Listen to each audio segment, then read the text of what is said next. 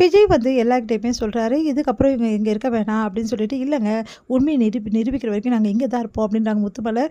இங்கே பாருங்கள், நீங்கள் இங்கே இருக்க வேணாம், அவுட் ஹவுஸில் தங்கிக்கிங்க, இதுக்கு வேறு தீர்வே கிடையாது, எல்லாம் ஒன்றா இங்கே எந்த பிரச்சனை தாங்க வருது, கொஞ்சம் புரிஞ்சுக்குங்க அப்படின்னு. சரிங்க தம்பி, நாங்கள் அவுட் ஹவுஸில் தங்கிக்கிறோம், ஆனால் நாங்கள் இங்கேருந்து போகணுன்னா நாங்கள் உண்மையை நிரூபிச்சு தான் போவோம், என் பையன் மேலே எந்த தப்பும் இல்லை, நாங்கள் நிரூபிச்சு தான் போவோம் அப்படின்னு சொல்லிட்டு, சரி நீங்கள் நாங்கள் அவுட் ஹவுஸில் தங்கிக்கிறோம்னு சொல்லிட்டு சொல்கிறாங்க. எல்லோரும் நிம்மதி அடைகிறாங்க.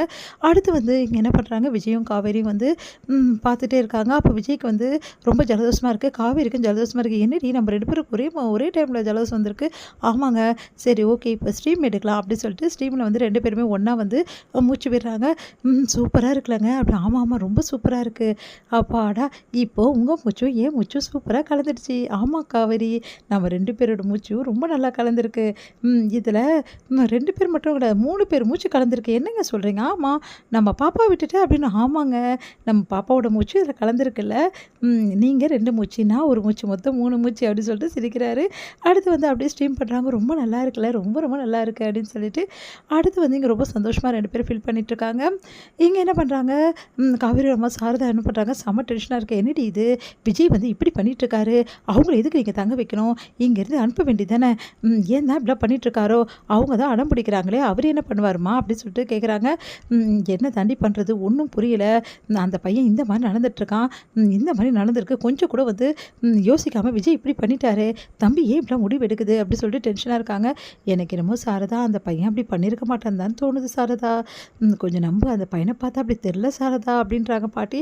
நீங்கள் கம்முன்னு இருக்கீங்களா, வந்துட்டீங்க அவங்களுக்கு வக்காலத்துக்கு வாங்கிட்டு, உங்களுக்கு ஒரு வேலை வெட்டி கிடையாது, என்ன நினச்சிட்டு இருக்கீங்க, எல்லாரும் ஒரே மாதிரி நினச்சிட்டு இருக்கீங்க. இந்த காலத்தில் உறவு முறை எங்கே பார்க்குறாங்க, ஏன் தான் இப்படி இருக்கானோ தெரில, இதுக்கப்புறம் நான் அவங்கள சும்மாவே விட மாட்டேன், இதுக்கப்புறம் இந்த இந்த இடத்த விட்டுட்டு அவங்கள கிளப்புறதா என் முதல் வழியே, அதான் அவங்க அவுட் ஹவுஸ்க்கு போயிட்டாங்களே, அப்புறம் ஏன் சாருதா அப்படின்றாங்க அவங்க பாட்டி, அவங்க அத்தை.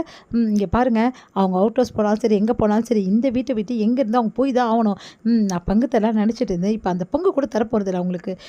சாரதா கொஞ்சம் அர்ஜென்ட் படாத சாரதா, அவசரப்படுற சாரதா அப்படின்னு. நான் ஒன்றும் அவசரப்படலாத்த, போதும், நீங்கள் அவங்களுக்கு வக்காலத்தை வாங்கினதுலாம், உங்களுக்கு அவங்க தான் முக்கியம், அவங்க தான் கரெக்டுன்னு தோணுச்சுன்னா, அதுவும் அங்கே அவுட் ஹவுஸில் தான் தங்கியிருக்காங்க, நீங்கள் போய் அவங்க கூட தங்கிக்கிங்க, எங்கள் கூட நீங்கள் ஒன்றும் இருக்க வேணாம் அப்படின்றாங்க. ஏன் சாரதா இப்படி அவசரப்படுற, நீங்கள் பாருங்கள் அவசரம் நான் ஒன்றும் பண்ணல, கொஞ்சமாவது புரிஞ்சுக்கங்க அப்படின்னா. சரி சாரதா, நான் எதுவும் பேசலை அப்படின்றாங்க. எங்கே வந்து விஜய் என்ன பண்ணுறாரு, காவேரி நேற்றும் நம்ம போனோம், அவசரமாக வந்துட்டோம், ஆஃபீஸில் எதுவும் நடக்குது, என்ன நடக்குதுன்னு ஒன்றும் புரியல, முதல்ல நான் என்னென்னு போய் பார்க்கணும் காவேரி அப்படின்னு. ஆமாங்க, ஆஃபீஸு சரியாகவே நம்ம கவனிக்கிறதில்ல, இது எங்கே போய் முடியுமோன்னு தெரில, சரி நம்ம முதல்ல போய் ஆஃபீஸில் என்ன விஷயம்னு சொல்லிட்டு கவனிப்போம் அப்படின்னு சொல்லிட்டு போகிறாங்க. இங்கே வந்து சார், இன்றைக்கி வந்து ஒரு சைட்டில் வேலையே நடக்கல சார், என்ன சொல்கிறீங்க, என்கிட்ட முன்னாடியே சொல்ல வேண்டியதுனா. சாரி சார், நாங்கள் இஷ்யூ சொல்லலாம் தான் நினச்சோம், நீங்கள் பார்த்துட்டு வெளியே போயிட்டீங்க, இவ்வளோ தூரம் இழுத்துட்டு வந்திருக்கீங்க, இவ்வளோ பிரச்சனையாக இருக்குது, என்கிட்ட ஏன் சொல்லலை அப்படின்னு சொல்லிட்டு விஜய் செம்மையாக டென்ஷன் ஆகிறாரு. சார், ரொம்ப நாளாகவே இந்த பிரச்சனை இருக்குது சார், நாங்கள் சொல்லணும் தான் நினச்சோம், ஆனால் சந்தர்ப்பமே கிடைக்கல சார், நீங்களும் ஆஃபீஸ்க்கு சரியாகவே வர்றதில்ல, அதனால் எங்களால் முழுசாக புரிய வைக்க முடியல சார், இப்போ என்னென்னா எல்லா வேலையும் நின்றுச்சு சார், எந்த சைட்லேயும் வேலை நடக்கலை, எல்லாம் ஒன்றா இந்த மாதிரி ஆகும் நாங்கள் நினச்சி கூட பார்க்கல சார், ஒரு சில சைட்டில் தான் பிரச்சனை இருந்தது, இப்போ எல்லா சைட்லேயுமே பிரச்சனை ஆகிடுச்சு சார் அப்படின்னு. அதிர்ச்சி அடைகிறார் விஜய். காவேரி வந்து என்னங்க இது இப்படி சொல்கிறாங்கன்னு. சரி, நான் உடனே சைட் விசிட்க்கு போகிறேன் அப்படின்னு சொல்லிட்டு கிளம்புறாரு. எங்கே நானும் வரேன், அதெல்லாம் ஒன்றும் வேணாம் காவேரி, நீ இங்கே இரு, டைம் ஆனும் நீ வீட்டுக்கு கிளம்பிடு, வண்டி எடுத்துகிட்டுலாம் போவேணா, ஏதாவது வந்து புக் பண்ணி போயிடு அப்படின்னு சொன்னோன்னே சரிங்கன்றாங்க. விஜய் வந்து சைட் விசிட் போகிறாரு. அங்கே போனால் செம பிரச்சனை நடக்குது.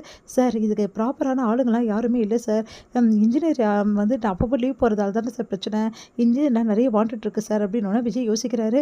என்ன சொல்கிறீங்க, ஆமாம் இங்கே வந்து இன்ஜினியர்ஸ் வேணும், நிறைய பேர் அப்பாயின்மெண்ட் பண்ணணும் சார், வேலையெல்லாம் நிறைய நிற்கிது சார் அப்படின்னு. சரின்னு சொல்லிட்டு விஜய் எல்லா வேலையும் பண்ணிகிட்ருக்காரு. இங்கே வந்து காவேரி கிட்ட வந்து கேட்குறாங்க பாட்டிக்கு தாத்தா, என்னம்மா விஜய் வரலையா, இல்லை சைட்டில் ஏதோ பிரச்சனை போயிருக்க, பின்ன அவன் எங்கே ஆஃபீஸை கவனிக்கிறான், முழுசாக உங்கள் பிரச்சனையை தானே அவன் கவனிக்கிறான், உன் வீட்டு பிரச்சனையை கவனிக்கிறதுக்கே அவன் நேரம் சரியாக இருக்குது, அவன் எங்கே வேலையை கவனிக்கிறது, வேலையில் எவ்வளோ பிரச்சனை நடந்திருக்குன்னே தெரியல, இவ்வளோ பிரச்சனையை வச்சுக்கிட்டு அவன் உன் கூடவே அலைஞ்சிருக்க வேண்டியதாக, எப்போ தான் அவங்க வீட்டு பிரச்சனை தீரப்போதோ தெரில, இப்படி எல்லாரும் உட்காந்து அவனை போட்டு படுத்து எடுக்கிறாங்க, நான் அப்போவே சொன்னேன் வேணாண்டா இந்த பிரச்சனை உனக்கு, அவங்கள எல்லாரும் இங்கே வச்சுட்டு படாதுன்னு சொல்லிட்டு கேட்டானா, இப்போ அவஸ்தைப்படுறான் அப்படின்றாங்க பாட்டி. என்ன பண்ணுறதுன்னு தெரியாமல் காவேரி முடிக்கிறாங்க.